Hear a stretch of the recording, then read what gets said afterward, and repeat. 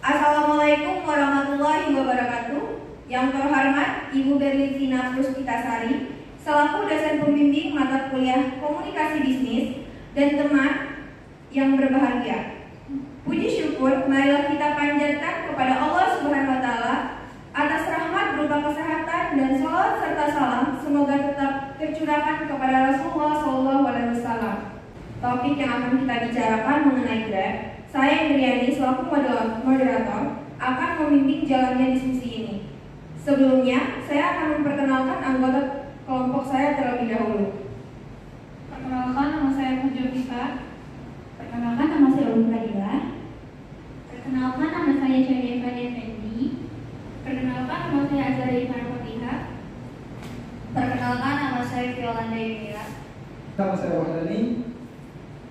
Perkenalkan, nama saya Cipta Sukmawardana. Rangkaian acara yang akan kita lewati diantaranya pembukaan, penyajian materi, dan penutup. Acara yang pertama adalah pembukaan. Marilah kita mengucapkan basmalah. Bismillahirrahmanirrahim.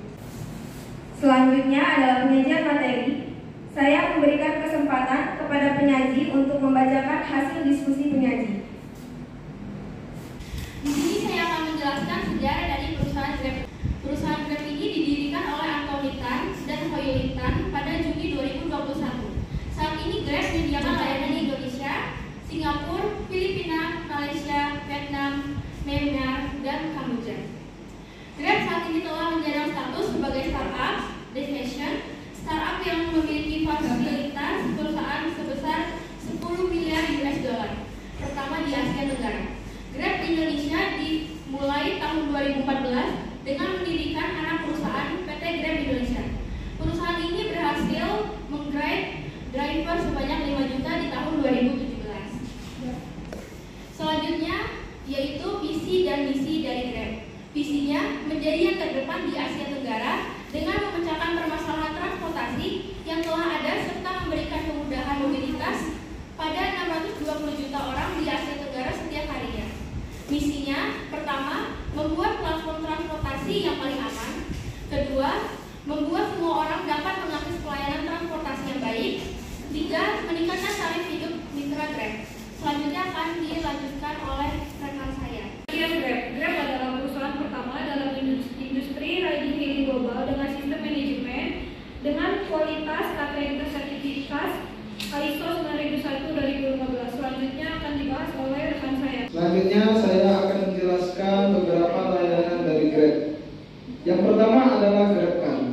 GrabCar adalah layanan di mana Anda bisa menyewa mobil lengkap dengan pengemudinya dalam jangka waktu tertentu untuk berbagai keperluan. Baru tersedia untuk pengguna iOS. Yang kedua adalah GrabFood. GrabFood adalah layanan pesan antar makanan yang memiliki banyak daftar restoran yang tersedia. GrabFood hanya menjalin kerjasama dengan restoran terbaik. Yang ketiga adalah GrabMart. GrabMart adalah layanan pengiriman barang kebutuhan sehari-hari yang diantarkan kapanpun dan dimanapun. Anda bisa membeli set makanan, minuman, barang kebutuhan pribadi, dan sebagainya. Yang terakhir adalah Grab Express. Grab Express adalah layanan pengiriman on demand yang dapat dilacak dengan GPS secara langsung untuk membantu Anda mengirim dokumen maupun barang lainnya. Selanjutnya, saya akan membahas 5 kebijakan keamanan yang dihadirkan dari Grab. Yang pertama, kode etik, meliputi standar kepatuhan hukum, keselamatan, keamanan, dan layanan Grab yang diharapkan dari mitra.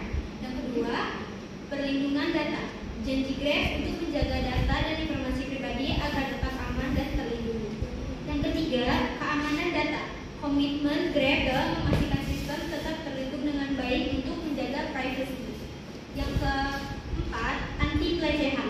Kebijakan tanpa toleransi pada pelecehan seksual untuk mempertahankan ekosistem yang sehat.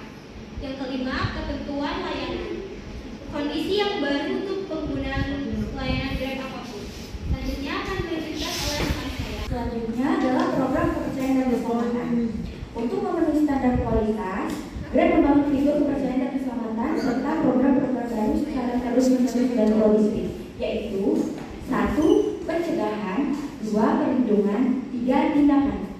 Selanjutnya akan dibacakan oleh rekan saya. Baiklah, di sini saya akan menjelaskan tentang pencegahan. Pertama yaitu pemeriksaan latar belakang pengemudi. Seluruh pengemudi harus melalui seleksi keamanan dan keselamatan sebelum tergabung sebagai pengemudi di Grab. Yang kedua yaitu pelatihan pengemudi. Tim Grab melaksanakan tes pengemudi bagi para pengemudi sebelum mereka bergabung harus melakukan tes. Yang ketiga yaitu autentikasi foto pengemudi. Dengan teknologi mengenalkan wajah pengemudi harus memverifikasi identitas mereka sekali sehari dengan profil mereka di aplikasi tersebut. Yang keempat yaitu program keamanan pihak ketiga, yaitu Grab merancang program untuk mendeteksi masalah apapun yang menimbulkan resiko pada keamanan dan privasi data. Yang kelima yaitu pencegahan aktivitas ilegal, membantu untuk mencegah dan memblokir penggunaan serta sirkulasi aplikasi ilegal dan perangkat atau akun mencurigakan yang bisa digunakan untuk penipuan dan serangan di akun pengguna Grab. Baik, itu saja yang dapat saya sampaikan. Selanjutnya akan dibacakan oleh rekan saya. Saya akan menjelaskan tentang fitur-fitur baru yang ada di Grab. Pesan foto atau suara di Grab. Saat ini mereka dapat mengirimkan foto di dalam aplikasi GrabChat untuk titik temu lebih akurat. Selain itu, pelanggan juga dapat mengirimkan pesan suara dalam aplikasi GrabChat untuk memudahkan komunikasi. Lokasi penjemputan di Drive. Entrance POI Grab terbaru memastikan banyak titik penjemputan terbaru pada pusat perbelanjaan, pasar tradisional, bandara, dan ada pada sistem kami. Mengubah tujuan dalam perjalanan melalui fitur Change Destination, aplikasi Grab memungkinkan para penumpang untuk mengubah tujuan perjalanan kapan saja, bahkan ketika mereka sudah dalam perjalanan. Membatalkan pesanan Grab menyediakan fitur Cancel Anytime yang memungkinkan para penumpang untuk membatalkan pemesanan setelah proses pencarian armada dimulai dan sebelum mendapatkan mitra pengemudi.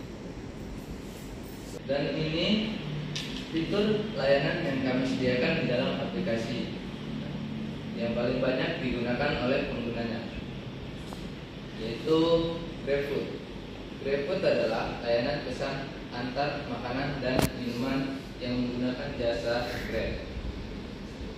Pemesan cukup menggunakan aplikasi lalu memilih layanan. Pada fitur GrabFood, pilih kategori makanan atau minuman yang hendak dipesan atau dicari di sekitar tempat para pengguna. Fungsi membantu dan memudahkan pelanggan dalam melakukan pembelian makanan batch 22 dan minuman dengan jasa pesan dan antar, sehingga pelanggan tidak perlu lagi pergi ke tempat makanan untuk membeli makanan atau minuman yang ingin dibeli. Cara pemesanan, pelanggan membuka aplikasi GrabFood, memilih dan memesan makanan di menu restoran Anda. Mitra pengemudi menerima pesanan pelanggan. Mitra pengemudi datang ke toko Anda dan Anda akan mempersiapkan makanan. Pelanggan dapat melihat status pesanan melalui aplikasi GrabFood. Penghasilan. Melalui situs resminya, Grab menjelaskan bahwa bagi hasil yang dibebankan ke toko atau restoran, mitra GrabFood adalah 30%. belum termasuk PPN, sesuai pesanan yang masuk. Jadi dalam 1 hari Anda akan mendapatkan total orderan 100.000, 30%-nya hingga 30.000 milik Grab. Selanjutnya akan dibacakan oleh rekan saya. Untuk selanjutnya akan saya kembalikan kepada moderator. Kepada moderator, kami persilakan. Sebelum saya menutup presentasi kali ini, saya akan menyampaikan beberapa poin yang saya tangkap dari presentasi rekan-rekan saya. Jadi Grab ini tidak hanya tersedia dalam transportasi, namun terdapat GrabFood, tiket hotel, dan sebagainya. Lalu ada beberapa voucher yang customer bisa gunakan sebagai berikut. Demikian hasil presentasi dari perusahaan Grab. Mari kita tutup dengan hamdalah. Alhamdulillah. Di saat penuh ketidakpastian ini, kami pasti ada untuk melayani